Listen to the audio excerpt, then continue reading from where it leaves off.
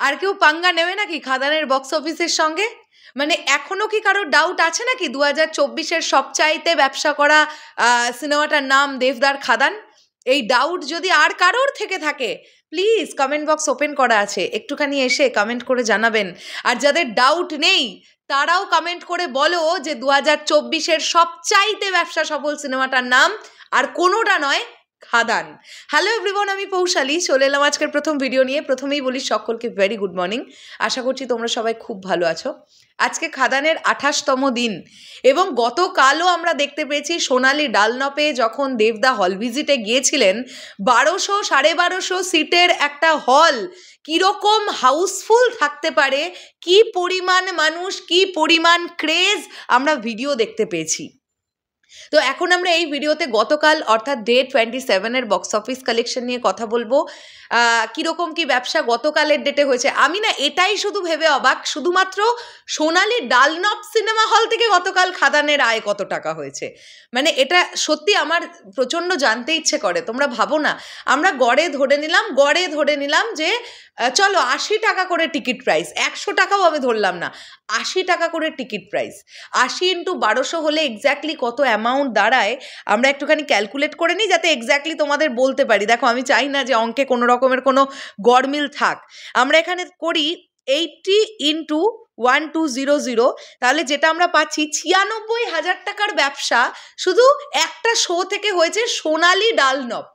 সোনালি ডালনপ থেকে চোখটা বন্ধ করে এরকম 96,000 টাকার ব্যবসা হয়েছে গতকাল খাদানের। মানে অলমোস্ট 1 লাখ টাকার ব্যবসা একটা শো সোনালি ডালনপ থেকে।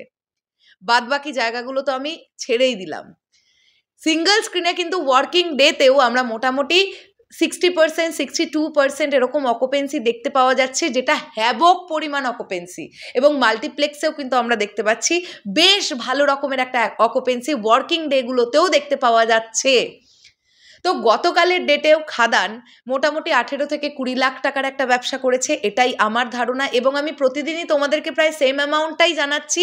আমার প্রেডিকশন এটা যে এই হোল্ডটাই কিন্তু খাদান করছে, 18 লাখ থেকে 20 লাখ এই নেট কালেকশনটা কিন্তু খাদান ওয়ার্কিং ডেগুলোতে হোল্ড করছে। আর তাহলে 17 কোটি টাকার নেট কালেকশনের ক্লাবে ঢুকে গেল খাদান। আমরা বলতে পারি গ্রস কালেকশন মোটামুটি 19 কোটি টাকার ধারে কাছে হয়ে গেছে। খাদান 2024-এর সবচাইতে ব্যবসা সফল সিনেমাটার নাম, এটা নিয়ে আর কোনো ডাউট নেই, আর কারোর রাখারও প্রয়োজন নেই। খাদান এই অল্প সময়ের মধ্যে যে পরিমাণ বক্স অফিস কালেকশনটা করলো সেটা অভাবনীয়। এখনও কিন্তু খাদান অনেকগুলো দিন চলবে সিনেমা হলে। খাদান কিন্তু লং রানের ঘোড়া, এটা আমি মনে করি। যতদিন না আবার ওই রকম প্রচুর হাইপদার কোনো সিনেমা মানে ক্ল্যাশে যতক্ষণ না আসছে ততক্ষণ কিন্তু খাদান টুকটুক টুকটুক করে ঠিক ব্যবসা করতে থাকবে, এটা আমাদের ধারণা। দেখো, 23শে জানুয়ারি বিনোদিনী আসছে। বিনোদিনী একদম অন্য ধরনের একটা ছবি। আমি এটা মনে করছি যে বিনোদিনী সিনেমাটা স্পেশালি শহরতলির অডিয়েন্স এবং যারা সিনেমা নিয়ে ভীষণভাবে ওয়াকিবহল, সিনেমার ইতিহাস যারা জানতে চান, বিনোদিনী দাসীর সম্পর্কে যারা অবগত হতে চান, বা যারা জানেন তার জীবনী বড় পর্দায় দেখতে চান, এই ধরনের মানুষই কিন্তু বিনোদিনী দেখতে যাবেন।